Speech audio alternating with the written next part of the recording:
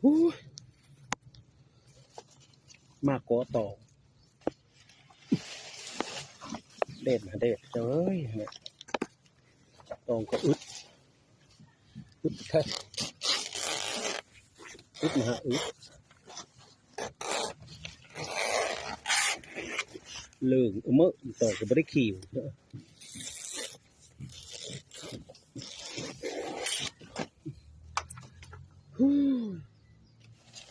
ความจน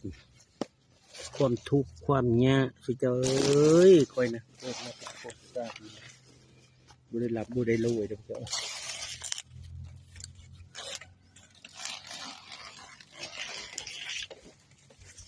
เห็นได้คลิปก็กด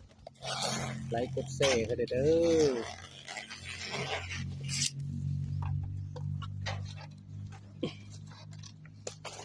กระตุก25นี่ยังบ่งามคาดเป็นย่อยยังมีนะเอาไปห้อง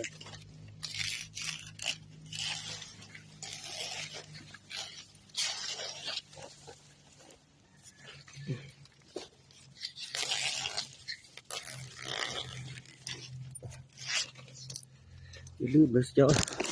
แล้วก็เซ่เขาค่อยได้โอ้เขาสูตรอันนี้นะสูตรน้าสาวได้ดินะน้าสาวน้องโผค่อยเราเขาไปเมืองโน้เมืองหน้าเราอยู่มีกาแล้วก็เสียชีวิตแล้วนะศรัทธานะลูกหลานแล้วเลยอยู่นี่นะตะกี้ดินเขาดู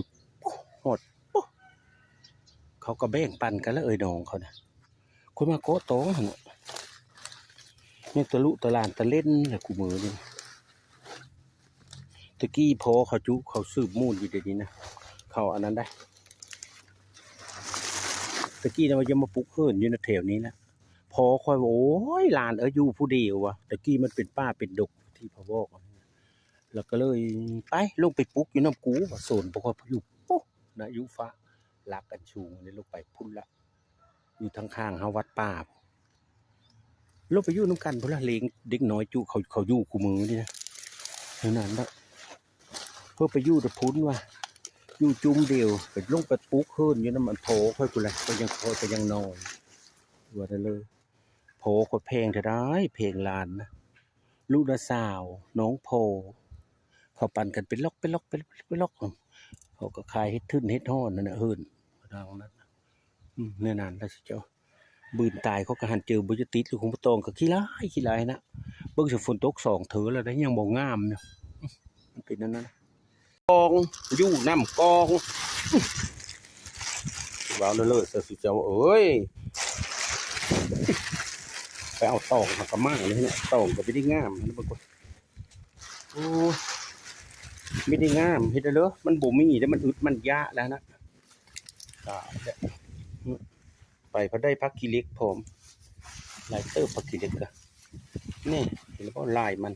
ได้ทั้งเตยทั้งเหลาพักกิเล็กก็ได้โอ้ยสัตว์ว่าอึดตองก็จะเจ้าโอ้ยน่าสัตว์ในอื่นหรือโมอะเมฝนตก2 เถือ3 เถือแล้วยังมีปุ๊กอยู่ว่าแล้วเดินหาอย่างข้างนาอยู่พอแห้งอยู่แล้วสิเจ้าไปหาก้อเอาเองซื้อมูนะแห้งในซื้อมูก็มีเลย7-80นี่นะก็มีฮอดก็ยังจักน้อยย่ามันหาเก็บเอาน้ำมันนี้เลยเก็บเล่มเอาเดี๋ยวเราจะเห็นในคลิปเป็นอย่าลืมนะเสียว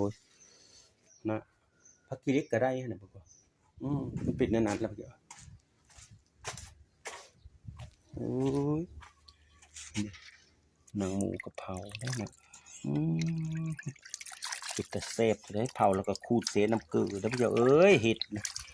นี่งามแต่แท้นะมันหอมแล้วเดี๋ยวส้มตัวนี้นะยังสีเสน้ำเกลือเว้นอยู่ได้ดีแต่กันอันนี้ก็เมสซี่เอาโลดนะสิจ้าโอ้ยล้างเสือกระโตะคักนี่อิดคัก